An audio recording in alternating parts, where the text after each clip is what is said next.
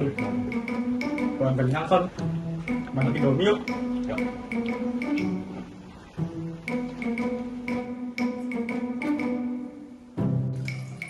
Berantakan banget Son. Ya maaf, aku habis masak tadi. Oh, udah nggak apa-apa lah, nanti kita makan. Ini mana deh? Oh iya, tunggu Son, aku ambilin.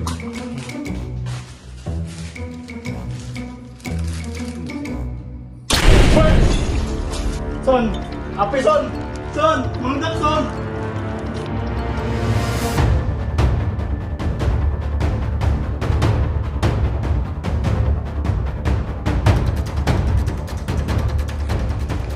Mana.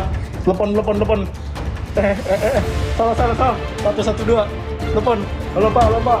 Di sini ada kebakaran Pak. Cepetan datang Pak.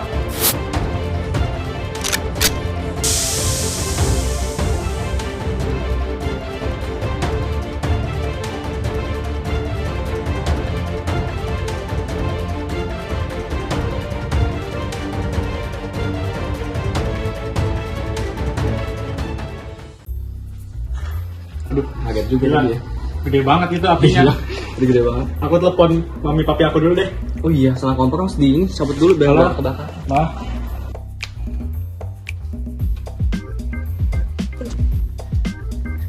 Wah, lumayan nempel semuanya, padat. Iya nih, bisa bikin lebih gampang kebakaran. Iya. Lingkungan dengan pemukiman yang padat memiliki kerentanan tinggi terhadap kebakaran. Api dengan mudah menyebar ke satu rumah dan ke rumah lainnya. Oleh karena itu, kesadaran kolektif masyarakat sangat diperlukan. Api kecil aja bisa jadi besar dalam hitungan menit. Makanya jangan anggap remeh. Api adalah unsur yang sangat berbahaya jika tidak dikendalikan. Dalam waktu singkat, api dapat membesar dan merusak lingkungan sekitar. Api tidak hanya menyebabkan kerusakan material, tetapi juga mengancam keselamatan jiwa. Ini jalur evakuasi kita, harus selalu kosong. Mitigasi struktural bertujuan untuk mengurangi risiko melalui fasilitas fisik. Salah satunya adalah menyediakan jalur evakuasi yang aman dan jelas sehingga para korban bisa selamat dari api. Kalau ada kebakaran, langkah pertamanya apa? Jangan panik. Apa sih ya? Mitigasi kultural dilakukan melalui edukasi dan peningkatan kesadaran masyarakat.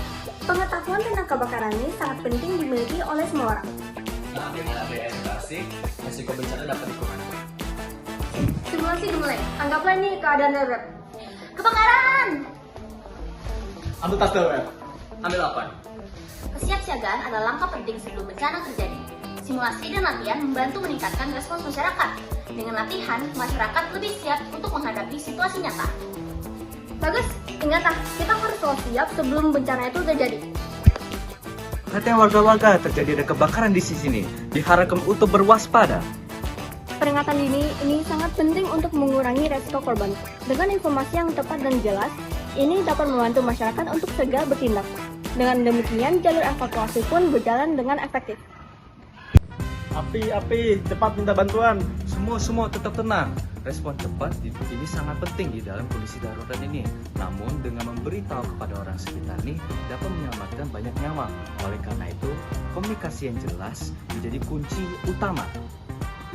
Silakan Bapak Ibu untuk lewat sini sebagai jalur evakuasi. Ya, makasih, jangan panik. Ya. Evakuasi harus dilakukan dengan tertib dan tidak panik. Kemudian mengikuti jalur yang telah ditentukan itu sangatlah penting. Hal ini untuk mengurangi kemacetan dan risiko tambahan. Tolong! Tenang, ada saya bantu. Prioritaskan yang lebih membutuhkan. Dalam situasi darurat, solidaritas sangat dibutuhkan. Saling membantu adalah bentuk kemanusiaan. Namun pastikan untuk mengutamakan keselamatan diri sendiri. Oh iya, ini ya makanan dan minuman ya. Oh ya, silakan istirahat di Iya, Mas. sana ya. Bantuan darurat ini diperlukan untuk memenuhi dasar kebutuhan korban. Air minum, tempat tinggal sementara ini sangat penting bagi korban untuk bertahan setelah kejadian bencananya. Bagaimana Bu? Tahun ini apakah kerugian meningkat? Jadi, pendataan kerugian ini penting untuk proses penanganan lanjutan. Data ini digunakan sebagai bantuan dan perbaikan, sehingga proses ini harus dilakukan secara teliti ya. Ya.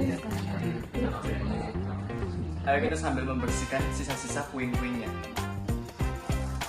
Pembersihan puing ini menjadi langkah awal pemulihan. Lingkungan harus kembali aman untuk dihuni, sehingga proses ini membutuhkan semua orang untuk bekerja sama. Son, kamu apa, Pak? Ya gimana ya, masa gara masak Indomie rumah aku jadi kebakaran? Nggak apa-apa, Son. Ada kita kok. Dampak bencana tidak hanya fisik, tetapi juga mental. Korban yang terkena bencana perlu diberikan dukungan emosional terutama dari orang sekitar. Pemulihan psikologis sama pentingnya dengan pemulihan fisik. Wah, ini korbannya harus dibetulin dulu nih. Benar-benar. Rehabilitasi dilakukan untuk memperbaiki fasilitas yang telah rusak. Hal ini bertujuan untuk mengembalikan situasi seperti normal. Rehabilitasi harus dilakukan dengan aman dan sesuai dengan standar. Kita harus bangun rumahnya dulu bersama. Rekonstruksi adalah tahap pembangunan kembali setelah bencana. Tahap ini memerlukan waktu dan perencanaan yang matang. Tujuannya adalah untuk menciptakan lingkungan yang lebih aman. Penyebabnya karena api kompor yang tidak diawasi. Berarti kita harus lebih hati-hati ya. Evaluasi ini dilakukan untuk mengetahui penyebab utama kebakaran. Dari sini kita dapat mengambil pelajaran penting. Hal ini berguna untuk mencegah kejadian serupa di masa depan. Cek rutin kompor dan listrik ya. Pemantauan rutin ini sangat diperlukan setelah kejadian kebakaran. Pemeriksaan ini dilakukan secara berkala dari alat dan instalasi. Oleh karena itu, langkah ini penting untuk menjaga keamanan secara jangka panjang. Untung aja kita siap. Iya, ternyata kesiapsiagaan sepenting itu ya. Iya. Tetap waspada terhadap kebakaran. Halo semuanya. Kami dari kelompok kebakaran yang terdiri atas Saya Ben Gozali. Saya Steviani. saya Audrey Gunara Saya Vincent. Saya Nelson Nurjaya. mengucapkan Terima kasih. Kebakaran dapat dicegah melalui kesiapsiagaan dan juga pengetahuan yang tepat. setiap individu memiliki peran yang masing-masing dalam menjaga keselamatan. Mari bersama-sama menciptakan lingkungan yang aman dari bahaya kebakaran. Dadah.